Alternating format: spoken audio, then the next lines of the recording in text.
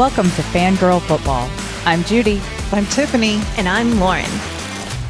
Hey, y'all. We're here bringing you a Fangirl update for the top football news to know ahead of your Monday workday.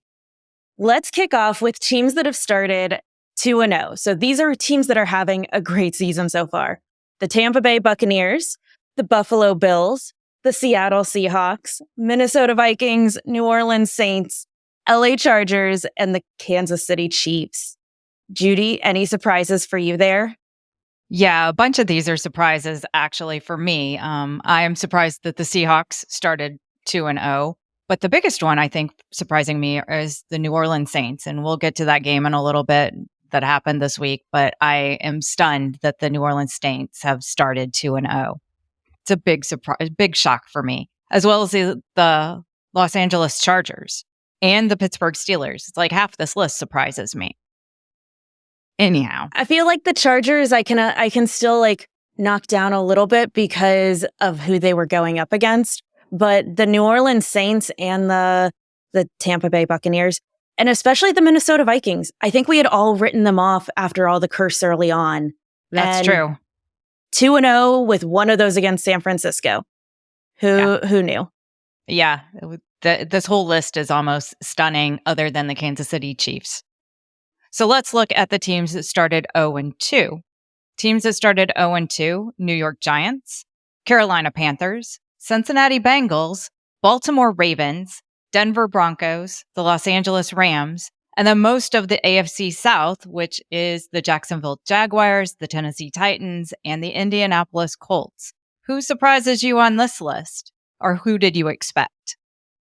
I mean, I think we all kind of expected the Panthers and the Giants. Those were two that not a huge surprise to anyone. But the Baltimore Ravens and the Cincinnati Bengals are both on this list. And I guess with who they went against, but even so, I'm a little surprised. And I know some of those have been close games where technically they lost, but it's extremely tight. Yeah, both of the games today for Baltimore and the Bengals were heartbreaking losses in the last seconds. And then I'm surprised that the Indianapolis Colts are here. I know we were pretty much expecting them to win the AFC South with Anthony Richardson staying healthy. And so far he's been healthy, but he hasn't been playing well. So I'm surprised to have the Colts here. And that's concerning. We'll see what next week brings, but not off to a good start at this point. So speaking of the Cincinnati Bengals, who I am also stunned started 0-2, that game at Kansas City just ended, and it was a heartbreaking loss for the Bengals. Last second kick put the Chiefs on top. Mike Gesicki, the tight end for the Bengals, had 91 yards and led the team with 7 catches. And then Mahomes struggled, tossing 2 interceptions and only had 151 yards. It was just kind of a grinding game. And there were some key penalties that, especially at the end, there was a pass interference call that is a little bit debatable that put the Chiefs in field goal range to kick that game-winning field goal. What do you think of it? Did you like that call at the end, or you were okay with the pass interference? I fall into that it was a questionable call. I wasn't. This is 2 weeks now where Kansas City won by the skin of their teeth and by the last couple of seconds. And so it's hard saying that. I agree. Yeah, it seems like Kansas City gets the calls to all go their way. And you could see that Joe Burrow, I felt so bad for him. He was so frustrated on the sideline, just slamming his helmet down. And it's hard to watch. They played much better today. That's kind of the bright spot. Jamar Chase still had his issues getting a key penalty that backed them out of field goal range as well. So hopefully they'll get things more on track, but it was definitely an improvement over last week. Well, and week 1 was Kansas City versus the Ravens. And the Ravens had all those penalties where they were lined up incorrectly. Yeah, the illegal formation calls. And that seems to have just gone away this week. I didn't see any of them called. Sure, there were one or two. Instead, the Bengals got pass interference calls. Yes. at least the critical one at the end. So another stunner today, Alvin Kamara had 4 touchdowns against the Dallas Cowboys. The Saints crushed the Dallas Cowboys. The Cowboys set their own record. They've never allowed 35 points in the first half of a game, but they did today. It was just awful to watch. I couldn't watch it with how YouTube TV had set things up. I couldn't actually put that game on with the other games I was wanting to watch. So I missed a bunch of it, but I was keeping up with the score and I kept being pretty blown away. It was opposite of what I expected. Yeah. I don't think I'm allowed to say that I'm excited for some of the Saints because I'm also a Falcons fan, but I am. Well, they look good for the second week in a row. They put up over 40 points. And I know last week we're all like, yeah, you put up 40 points on the Carolina Panthers. Anyone can do that. But this week, we actually thought that the Dallas Cowboys had a good defense. So not really sure what happened here, but the Cowboys looked bad and Kamara just ran all over them. Let's talk Tampa Bay. Yeah. Godwin and Baker led Tampa Bay to win in Detroit. I loved that. Was one game I got to watch, and it was a lot of fun seeing Baker Mayfield do so well and both run and pass a lot. Numbers for Baker were not big, only 185 yards, but Godwin had 7 catches for 117 yards and a touchdown. While Detroit had a great fake punt in the second quarter inside their own 20-yard line that I don't think I had seen a fake punt in a while. Yeah, that fake punt was pretty stunning because they were inside their own 20. It's only the second quarter. They're not really behind. And I don't know what, inspired the coach to do that. It was a beautiful pass, beautiful play. And I don't remember how that drive ended, but it did keep it alive at that point. But to go for it in that position at that time was a little stunning. Tampa Bay, ended up pulling it out. Detroit was driving and trying to come back at the very end, but they just didn't have enough. And they had some injured players that were not helping the situation either. But Tampa Bay looks good and Baker has found a home for sure. It's exciting. It's always exciting to see quarterbacks find the right team fit. Baker Mayfield being one that's been bouncing around the NFL for a little bit, and Sam Darnold also having another win. So it's exciting to see those. He did. Yeah. Sam Darnold fitting in right there in Minnesota as well and pulling out that win against the 49ers, which again was another stunner, I believe, for all of us. I know they didn't have McCaffrey, but last week we saw them still excel without McCaffrey against the Jets. So I don't think anyone expected Minnesota to pull that out. If you look at the game statistically on paper, there's nothing that really stands out, although there were a couple turnovers that happened at just the wrong time. But statistically, the 49ers looked fine, other than those 2 turnovers that Minnesota apparently took advantage of.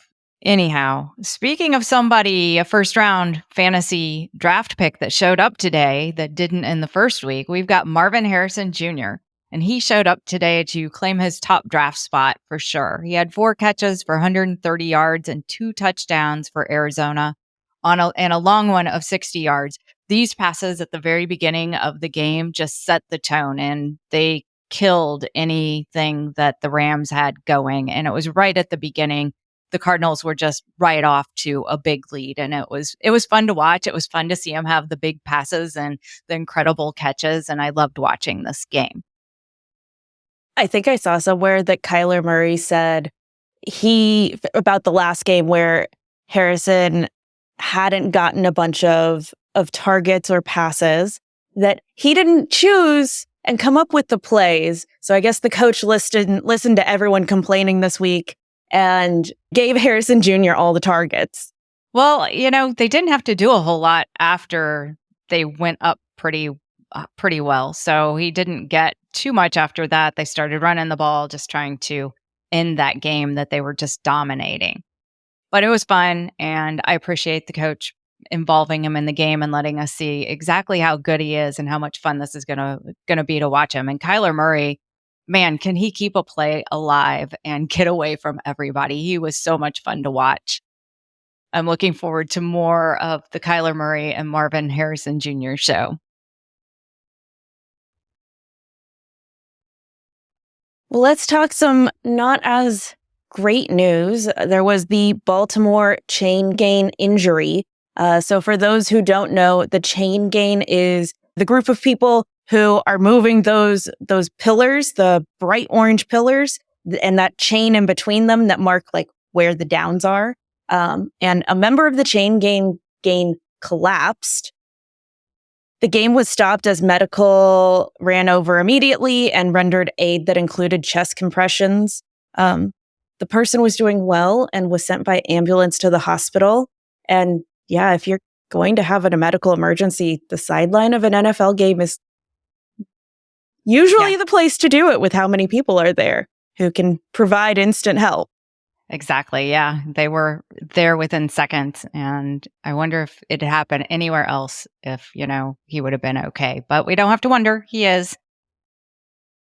So moving on, the Jets won in Tennessee using both running backs. This is kind of interesting. And if you're looking for somebody to pick up this week because you have an injured running back, then Braylon Allen may still be available and somebody to look at. It's kind of interesting, the usage of both of these running backs over the first 2 weeks. They used Breece Hall and rookie Braylon Allen pretty equal in this game. Breece Hall had some more carries than Braylon Allen, but they were both being used in both the rushing and the passing game, which is pretty interesting to me. Allen had 2 touchdowns and Breece Hall had 1 touchdown. And we're going to have to see how the split goes going forward, but definitely look at your waiver wires and you might pick up Braylon Allen and stash him away, or may play him immediately too if he's going to get that much work. I mean, it also sounds like he might end up being a cheap option for lineups next week. He definitely could be. Yeah, we're going to have to, I don't know who the Jets are playing, but definitely one to keep an eye on and see what his price is going to be. I like those numbers. West Coast to East Coast continues to rule. The Seattle Seahawks won against the New England Patriots. Las Vegas Raiders won against Baltimore, and Tucker continued to struggle missing the kick there for Baltimore. He's now 1 of 7 on kicks over 50 yards over the last 2 seasons. On the other side, the Raiders had actually lost 49 straight games when trailing by 10 plus points at the start of the fourth quarter. So it was kind of amazing they were able to pull this one out. It breaks their record there. And then the LA Chargers won against the Carolina Panthers. Yeah, the statistics here are going to improve even off of what they were that were already good. So I think it was 68% of the time the West Coast team is winning, and 63% of the time they're covering their spread. And I'm pretty sure that all of these covered their spread. I'm not sure, but just all of the West Coast teams winning is impressive. And some of these were upsets. Yeah. I heard that for the Seattle side, they like to get in extra early and make sure they have a lot of time for prep and everything. And so it didn't sound like anything too crazy other than, hey, just prepare and get there early so that you're on the right time zone. Yeah, whatever they're doing, it's working well. So hopefully they won't change it. So let's run through the injuries. We won't linger on injuries since we'll have to see the severity of them as the week unfolds. But we did see some significant injuries to players that were drafted first and second rounds. Keep your eye on these players' statuses this week as the week unfolds. Justin Jefferson in the Vikings game left the game with a quad injury. He went straight into the locker room and didn't return. Amon-Ra St. Brown in the Detroit Lions game. He left the game, then he returned to the game, and we all thought he was okay. And then within that final minute on that final Lions drive, he was re-injured, and he was seen kind of scooting himself off of the sideline, trying to get out of bounds, but like sitting and scooting. And then I saw him just laying on the sideline.